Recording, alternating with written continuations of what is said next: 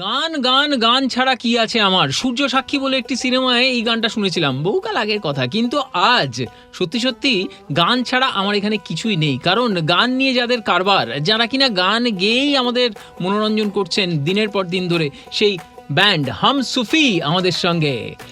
আচ্ছা, তোমাদেরকে একটু সময় নষ্ট না করে বলে দিই, মির্চি বাংলার এই স্টুডিওতে আমি সাদামাটা মির্চি নীল, আর আমার সঙ্গে যখন হামসুফি ব্যান্ড।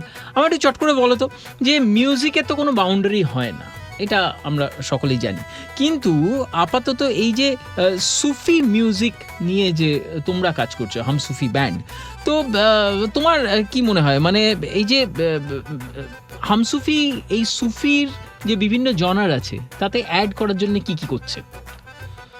সুফি মূলত রুটটা তো একদমই ভিন্ন, মানে according to understanding of audience Sufi একরকম, আর অ্যাকচুয়াল সুফি জিনিসটা এসছে হচ্ছে, মানে সুফি সেন্টস যারা ছিলেন তারা বেসিক্যালি ছিলেন হচ্ছে রাজাদের পথ প্রদর্শক অফ জীবনযাপন। ঠিক। আর ওনারা মেনলি উলেন একটা পোশাক পরতেন, সেই সাফা থেকেই সুফির শব্দ আসে। তো আমরা যদি এখন নিজেরা রাজার পথ প্রদর্শক হয়ে মাঠে নামি, সেটা একদমই ঠিক আমরা তার সঠিক মূল্য দিতে পারবো না সেই জায়গার। আর এখন সুফির আন্ডারস্ট্যান্ডিংটা টোটালি ডিফারেন্ট।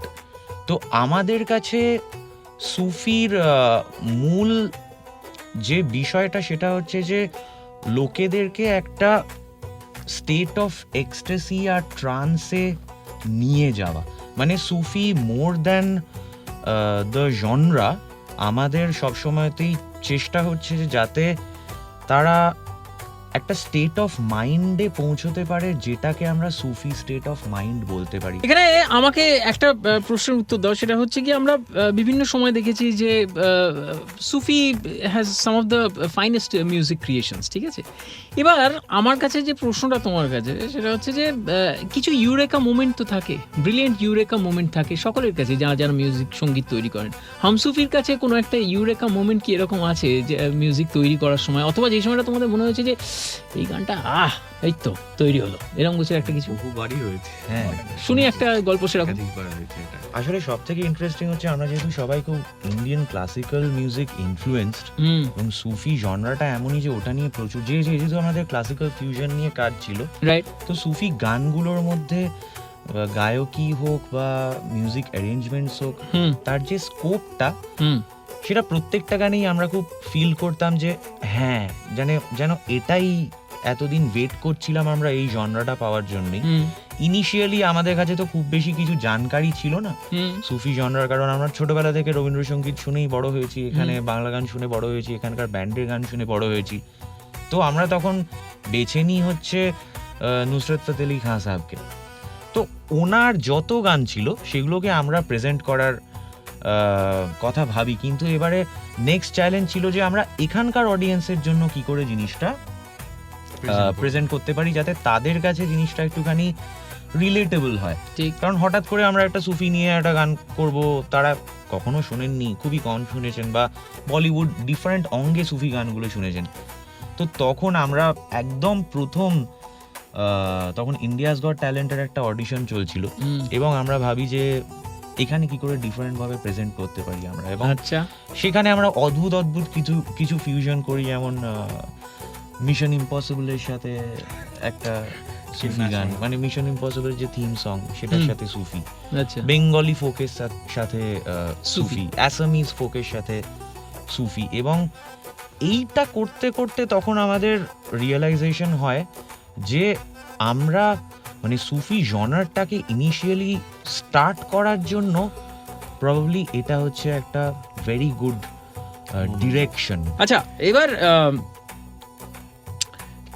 ইন্সপিরেশনের কথা যদি হয়, মিউজিক্যালি ইন্সপায়ার এবং ইনফ্লুয়েন্স আমাদের বিভিন্ন মানুষজন করেন। হামসুফিকে সবচেয়ে বেশি ইন্সপায়ার কে করেছে? সব থেকে বেশি এটা আসলে সব থেকে অদ্ভুত বিষয় হচ্ছে আমাদের সব মেম্বাররা এতটা ডিফারেন্ট ইনফ্লুয়েন্সেস নিয়ে আমরা এক জায়গায় এসেছি, হুম তো সবার ক্ষেত্রে আলাদা আলাদা ইনফ্লুয়েন্স আছে। মানে কেউ হয়তো 70s 80s বলিউড মিউজিক নিয়ে 60s to 80s 90s also, তার ইনফ্লুয়েন্সটা সেখানে সব থেকে বেশি। হুম আবার কেউ পিওর ক্লাসিক্যাল ইনফ্লুয়েন্স সব থেকে বেশি, আবার কেউ পোস্ট 90s মিউজিক ইনফ্লুয়েন্স সব থেকে বেশি, আবার আরেকজনের রক মেটাল ইনফ্লুয়েন্স খুব বেশি, আবার আরেকজনের হয়তো অল্টারনেটিভ মিউজিক, গ্রাঞ্জ রক, এরকম টাইপের মিউজিক। তো আমাদের সবার ইনফ্লুয়েন্সেসগুলো খুবই ডিফারেন্ট। তো এক কথায় সকলের কমন ইনফ্লুয়েন্স বলাটা খুবই মুশকিল। এই মুহূর্তে ভারতবর্ষে এমন একটা পরিস্থিতিতে দাঁড়িয়ে আছি যেখানে আমাদের চারিদিকে খুব অশান্ত একটা সময় চলছে। বিশেষ করে আমাদের এই এশিয়া, এই মহাদেশে এমন একটা অবস্থা চলছে যেখানে যুদ্ধবিধ্বস্ত বলা যেতে পারে, এবং সেটা আজ থেকে নয়, সেটা বেশ কিছুদিন অনেক ধরে দিন চলছে, চলছে। বেশ কিছু বছর ধরে চলছে as a matter of fact. এরকম একটা সময় আমরা যদি একটু গুপি গাইন বাঘা বাইনের দিকে চলে যাই, তাহলে পরে আমরা দেখেছি যে তারা গানের মাধ্যমে যুদ্ধ থামিয়ে দিয়েছিলেন, হ্যাঁ, এবং তারা বলেছিলেন ওরে হাল্লারে আসছে না, তোরা যুদ্ধ করে করবি কি তা বল। মানে আমার মতে এর থেকে বড় স্টেটমেন্ট আর কিছু হতে পারে না। মিউজিক্যালি এই স্টেটমেন্টটা আমরা সবসময় দিয়ে থাকি, আমি অনেক সময় কোট করি আমার শোতে। তোমাদের কি মনে হয় যে এই যুদ্ধবিধ্বস্ত পরিস্থিতিতে যখন আমাদের চারিদিকে এত অশান্তি, এত অশান্ত, কনস্ট্যান্টলি বর্ডারে কিছু না কিছু একটা হচ্ছে আমাদের নিজেদের দেশের আশেপাশে, সুফি মিউজিক কতটা হিল করতে পারে আমাদের এই পারিপার্শ্বিক পরিস্থিতিটা? অসম্ভবভাবে ভালোভাবে হিল করতে পারে, এবং সুফি মিউজিকের একটা ভীষণ বড় জায়গা হওয়া উচিত এই বিষয়টায়। তার কারণ সুফি, যেটা কৃষ্ণ প্রথমেই শুরুতেই বলেছিল যে রাজাদেরকে পথ দেখাতো, তো আজকে তো রাজায় রাজায় যুদ্ধ, আমরা প্রজা, আমরা তো বসে আছি, তো সেখানে সুফি মিউজিক তো রাজাদের পথ দেখাবেই। আর সত্যজিৎ রায় তো উনিও, আমি তো সুফি সেন্টই বলবো, কারণ ভারতবর্ষের অহংকার সত্যজিৎ রায় অফকোর্স আমার কাছে বিশেষ করে।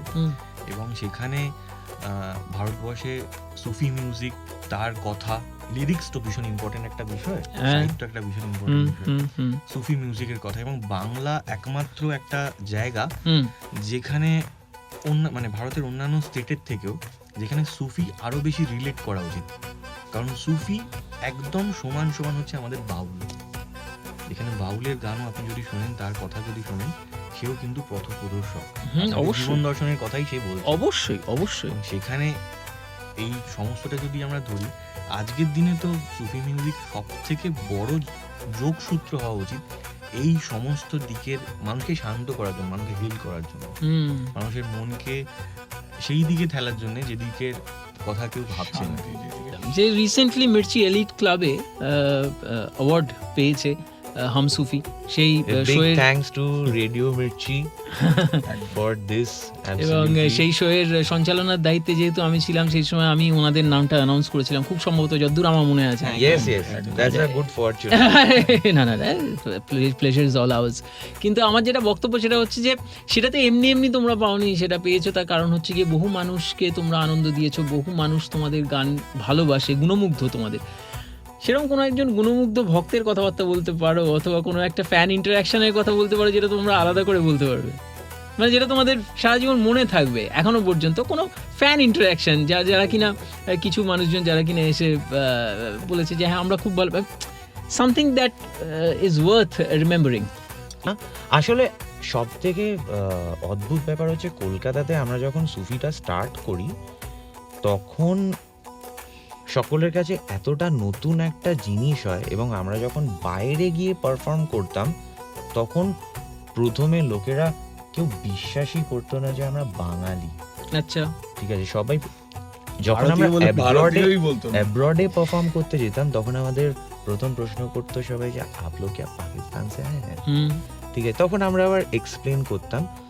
ফ্যান ইন্টারাকশন বলতে এরকম বহু লোক আছে যারা সিটি টু সিটি ট্রাভেল করে আমাদের কনসার্ট এখনো দেখে, মানে আচ্ছা, অন্য কোনো ফ্রম ব্যাঙ্গালোর টু বম্বে হোক, বা আমরা পাঞ্জাবে গেছি, সে দিল্লিতে থাকে, দিল্লি থেকে পাঞ্জাব চলে এলো। এরকম হয়েছে, হংকং এ আমাদের শো ছিল, ওর বেরিয়ে যাওয়ার কথা, ও বেরিয়ে না গিয়ে আমাদের শো দেখে থেকে কমপ্লিট করে তারপর গেছে এরকম অনেক তারপর জায়গা আছে। বহু জায়গায় দেখেছি যে সব হাজব্যান্ডসরা প্রচন্ড রেগে যাচ্ছে কারণ তাদের পার্টনার্সরা এত মন্ত্রমুগ্ধ হয়ে গান শুনছে, তাদের মন্ত্রমুগ্ধতা দেখে আমাদের ভালো লাগছে আর হাজব্যান্ডের রাগটা দেখে আমাদের ভয় লাগছে। কিন্তু 60-এর দশকে উত্তম কুমারের জন্য এসব হতো, এটা তো জানি আমি। এগুলো হয় এটা আমাদের।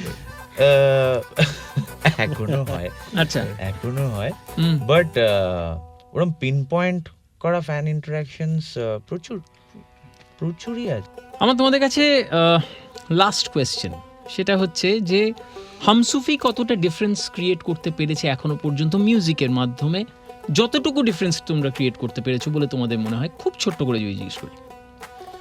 এটা অ্যাকচুয়ালি আমরা তো প্রথম সুফি আর্টিস্ট ছিলাম ফ্রম ইস্টার্ন ইন্ডিয়া, তো তখন আমরা স্টার্ট করার পরে হুম একটা ম্যাসিভ মার্কেট ক্রিয়েট হয়, হুম যেটা there was a need of a Sufi hmm act. আর আমাদের এটা তৈরি হওয়ার পরে এই মুহূর্তে দাঁড়িয়ে কলকাতায় বহু বহু মিউজিশিয়ানস, ব্যান্ডস আছে যারা সুফি নিয়ে কাজ করছে। এবং এটা তো একটা রিপল এফেক্ট, কারণ আমরা স্টেজে যখন গান গাইছি শুধু তো আমরা না, সেখানে লাইট, ঠিক। সাউন্ড আছে, ঠিক। অর্গানাইজার আছে, হুম সব দিকটা। তো সেদিক দিয়ে আমরা সুফি নিয়ে কাজ করার পরে ইস্টার্ন ইন্ডিয়াতে শুরু হয়, তারপরে প্যান ইন্ডিয়াতে সুফি ব্যান্ড কনসেপ্টটা শুরু হয় প্রচন্ডভাবে। সেটা আমরা ফার্স্ট শুরু করি, কারণ সুফি মূলত একজন ইন্ডিভিজুয়াল আর্টিস্ট কেন্দ্রিক আর্ট ফর্ম, কিন্তু ব্যান্ড যে সুফি নিয়ে কাজ করতে পারে, হুম যেখানে যতজন মেম্বার স্টেজে আছে সবাই ইম্পর্টেন্ট, কারণ একজনের নামে হচ্ছে না, নামটা এখানে হামসুফি। হামসুফি।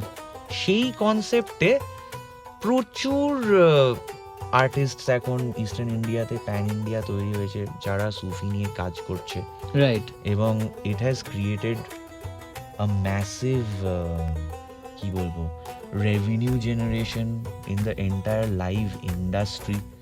হামসুফির সঙ্গে যখন কথা হচ্ছে তখন হামসুফির একটা গান হবে না, তা তো হতেই পারে না, একটা গান হয়ে যাক।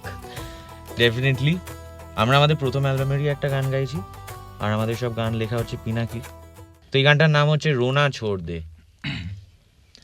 जिंदगी जो कहता है उसे कहने दे मेरे यार, जो सोचेगा तू ज्यादा तो फिर उलझेगा सब तार, गर हिम्मत है तो तूफानों से जीतेगा यार, तू रोएगा तो तुझ पर भी हंसेगा ये संसार, के भैया रोना छोड़ दे फिर ना हो पाएगा पार, के भैया रोना छोड़ दे फिर ना हो पाएगा पार, के भैया रोना छोड़ दे फिर ना हो पाएगा पार, के भैया रोना छोड़ दे फिर ना हो पाएगा पार।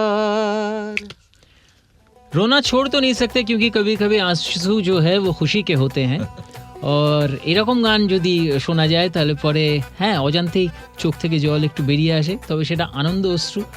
আরও বেশি আনন্দ, আরও বেশি মজা, আরও বেশি ফান, আরও বেশি এক্সপেরিমেন্টেশন চলতে থাকুক হামসুফির, এবং এভাবেই মির্চিতে যেরকম আজকে এসে হামসুফি গেয়ে গেল, বিভিন্ন জায়গায় গিয়ে হামসুফি পারফর্ম করুক, এবং মির্চি এলিট ক্লাবে যেরকম জিতে নিয়েছে মির্চির মন হামসুফি, সেরকমই বিভিন্ন জায়গায় গিয়ে একটা এলিট আসন তারা গ্রহণ করুন, এটাই বলবো। Thank you so very much. Thank you so much. একবার রেডিও মির্চির জন্য আমাদের তরফ থেকে many many thanks. We have grown up listening to Mirchi, and এখন এখানে এসে তোমার সাথে এখানে বসে কথা বলে কি মনে হচ্ছে সেটা আমরা শব্দে তো বলতেই পারবো না।